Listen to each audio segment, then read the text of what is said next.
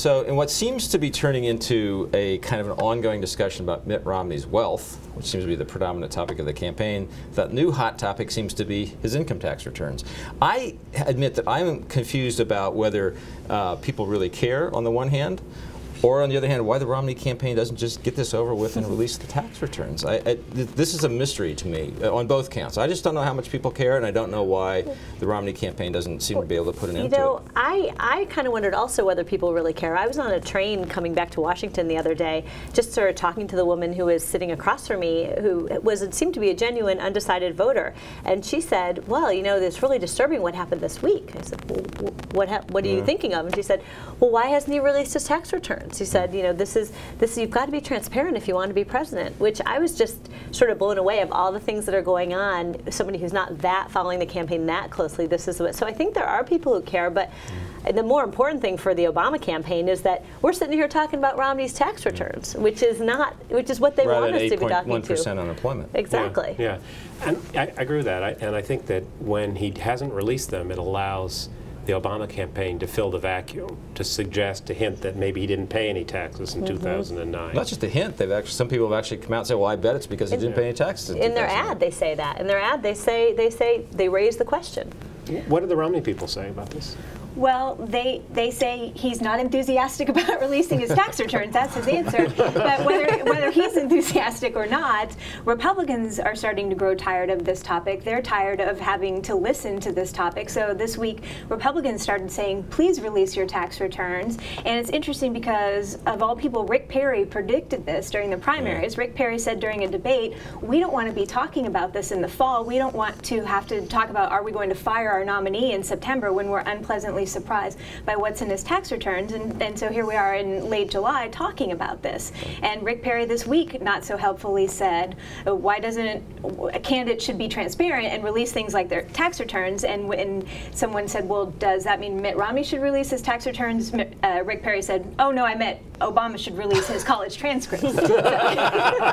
Obviously, what he meant. Right. Clear. I don't know whether college transcripts and tax returns are equivalent, but you know, we're in a gray area here where there's no standard. You know, we went back and looked in a story in the Journal this week at what's happened over the last 20, 25 years, and the candidates are all over the lot. You know, Bob Dole, who didn't have much money to begin with, released like 20 years worth of tax returns, and Barack Obama released 12, and John McCain released 2. You know, the thing about the McCain thing, though, is he did the same thing that Romney's doing, and Romney's pointing to McCain. But with McCain, you know, no one ever really suspected there was an issue with his wealth. He had been in public service all of his life, and the real issue was his wife, who is a beer heiress, and she didn't want to release him. So, but that didn't really, I don't think it rang with true with the electorate as, hey, this is a red flag. Who are we getting with John McCain? This is a guy who, you know, never made real money.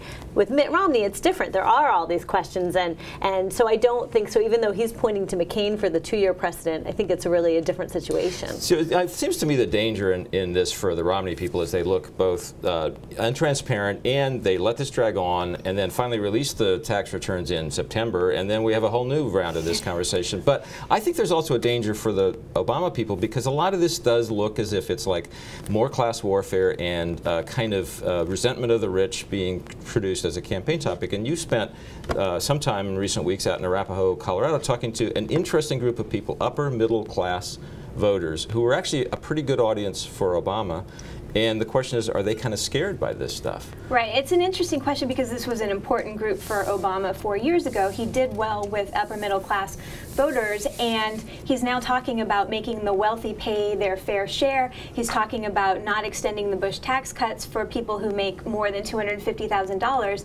And so I talked to voters who, some of whom make that much money, some of whom don't, but even those who aren't at that threshold, some of them worry that the line might move or that somehow Obama might raise their taxes. So I talked to a lot of voters who supported Obama 4 years ago, but now because of this very issue aren't so sure they're going to go back and vote for him again. Right. I think it really underscores one of Obama's vulnerabilities, that people who make over $250,000 a year are a relatively small slice of the American population, and they are the people who have done relatively well compared to everybody else. But many of them don't feel that way. they are plagued by some of the same insecurity that we see at other parts of the income spectrum. So when Obama tries to divide the country between the successful ones and the unsuccessful ones, and you discover you're one of the successful ones, you kind of resent that because, you know, your kid just graduated from college and doesn't have a job, or your house might not be worth what you paid for it, and you don't feel rich even if the Census Bureau says you are. Yeah, but see, I think the Obama campaign on the other side of this equation is that all the people in that category, even if they're doing reasonably well, are kind of scared. And they're a little scared that the country's going in the wrong direction, and that they probably want some things like, well, we probably ought to fix our education system, we probably ought to invest in infrastructure, and that's where Obama's trying to get those people. I think he's trying to leap past the fear about their current situation to their fear about the future of the country, and that's a really interesting test, I think, for both sides. I also am just continually baffled about how the White House talks about this tax increase, because it really would, everybody would get a tax, it would see lower rates on the first $250,000 of their income, but not lower rates. They pay the same rates they pay now. The existing rates, those would be extended, and then they would go up for income over $250,000. But the president constantly talks, and his advisors constantly talk about people over $250,000 get nothing, as if they are sort of the bad guys. That's because they actually want people in the $50,000 to $100,000 range think, well, there is fairness emerging. That's fair to me. And I think it also plays into the Romney tax return question, because if you're trying to say that I'm willing to tax the rich and Romney isn't, and then you can make it look like Romney's one of the people who's not contributing to the society, and you can raise all these questions about his tax return, the two pieces fit very nicely together for the Obama campaign. Oh, absolutely. But this does scare some upper middle class voters too. I think that's what you found out, right? Right. And to Laura's point, I think a lot of them probably don't understand exactly what this would mean for their bottom line. Some of them wouldn't be affected at all. Some of them would be affected only a small amount.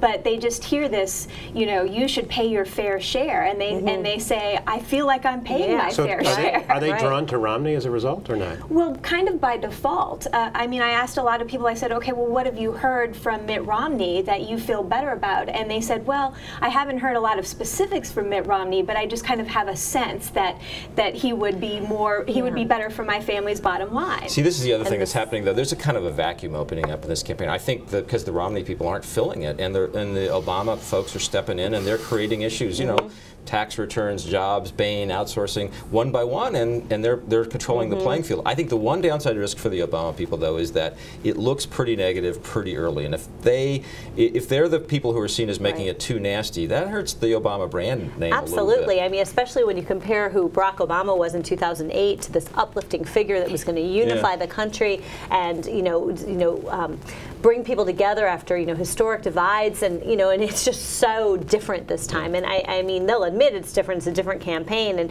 they don't pretend otherwise. But at some point, people may start looking at this, Obama version 2012 and say, this isn't really who I thought I fell in love with. So I think I think there is a big risk for that. But I think at the moment it seems to be working for them because they are controlling the conversation. Yeah. There's no hope and change this time around. And I talked to a woman who analyzes campaign ads this week, and she said that on both sides of every single ad that's airing in English right now, every single one is negative. There's not a single positive ad on the air right now. On either side. Right. On either side. It's amazing. But the risk for Obama is if you're negative, that maybe doesn't look presidential. I think maybe you can get away with it a little more if you're the challenger, but when you're the president, it doesn't seem presidential to be so negative. Yeah, but here's why it may not matter. Because if this is an election in which there aren't very many people who are undecided about Barack Obama, there are very few undecided voters to convince. This is about driving out your base, and you drive out your base by making them really dislike the other guy. And so Romney's people are going to do that, and Obama's people are trying to convince their people they really don't want Mitt Romney. So if you're sitting on the fence, come out and vote against Mitt Romney. The Romney strategy from the beginning has always been to say, this is about Barack Obama. This election is a referendum on him.